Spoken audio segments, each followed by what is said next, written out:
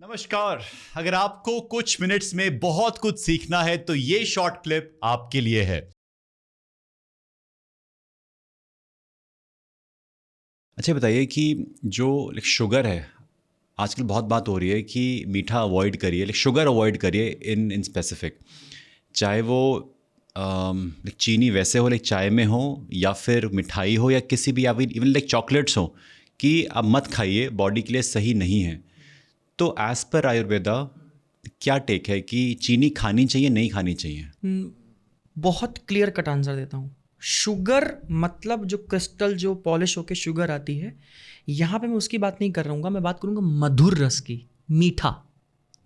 मीठे के फॉर्म को बदल के आपको मीठा डेफिनेटली खाना चाहिए, पर जो वाइट शुगर आप बात कर रहे हो उसे मैं भी मना करता हूँ। तो उसको बनाने का तरीका, उसको पॉलिश करने का तरीका बहुत ही गया गुजरा है, वो सिर्फ नुकसान करता है। पर इसका मतलब ये नहीं कि आप मीठा नहीं खाओ, आपको गुड़ खाना है, आपको खांड खानी है। इन सब का सेवन जब आप करते हो ना, क्योंकि जो मधुर रस होता है वो तर्पण करता है बहुत धातुओं को। आपकी बिल्डिंग धातुएं 7 धातुएं होती हैं और 3 दोष होते हैं, वात पित्त कफ। धातुएं रस रक्त मांस मेद अस्थि मज्जा शुक्र, ये बेसिकली किराएदार और मकान मालिक होते हैं। किराएदार और मकान मालिक कैसे किराएदार दोष होता है, मकान मालिक धातुएं होती हैं। अच्छा। किराएदार और मकान मालिक में जब झगड़ा होगा तो आप बीमार रहोगे। ओके। जब ये आपस में सुलह कर लेंगे, साथ में रहेंगे, कोई दिक्कत नहीं आएगी, अलग अलग रहेंगे, आपको बिल्कुल अच्छे से स्वस्थ रहोगे। तो धातुओं की कोई डिमांड होती है, मकान मालिक की कोई डिमांड होती है, और इसकी एक डिमांड होती है, किराएदार की डिमांड होती है।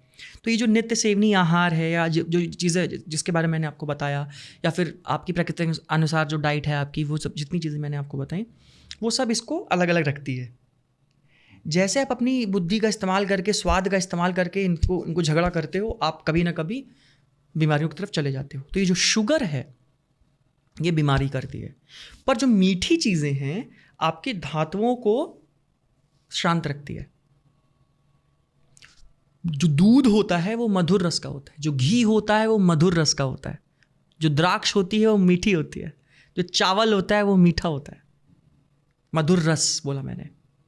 मधुर रस बनता है, षड्रस, ये जो मैं बातें कर रहा हूँ, मधुर अम्ल लवण 6 फूड टेस्ट, ये बनता है पंचमहाभौतिक से। वो क्या होता है? तब 5 एलिमेंट्स ऑफ 5 एलिमेंट्स पंचमहाभौतिक, उसके कॉम्बिनेशन से ये मधुर रस बनता है। इसी वजह से अब ये लॉजिक आप बैठा सकते हो कि पंचमहाभूत, षड्रस, अन्न, तो आप जो अन्न खा रहे हो डायरेक्टली पंचमहाभूत से लिंक्ड है।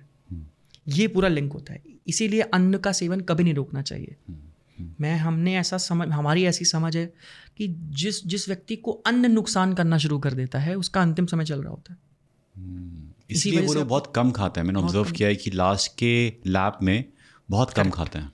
करेक्ट। क्योंकि उनको उतनी अग्नि भी नहीं चाहिए अंदर। अग्नि लगातार मंद हो रही होती है, लगातार मंद हो रही होती है, और वो निकल जाती है प्राण को लेकर, आत्मा के साथ निकल जाती है।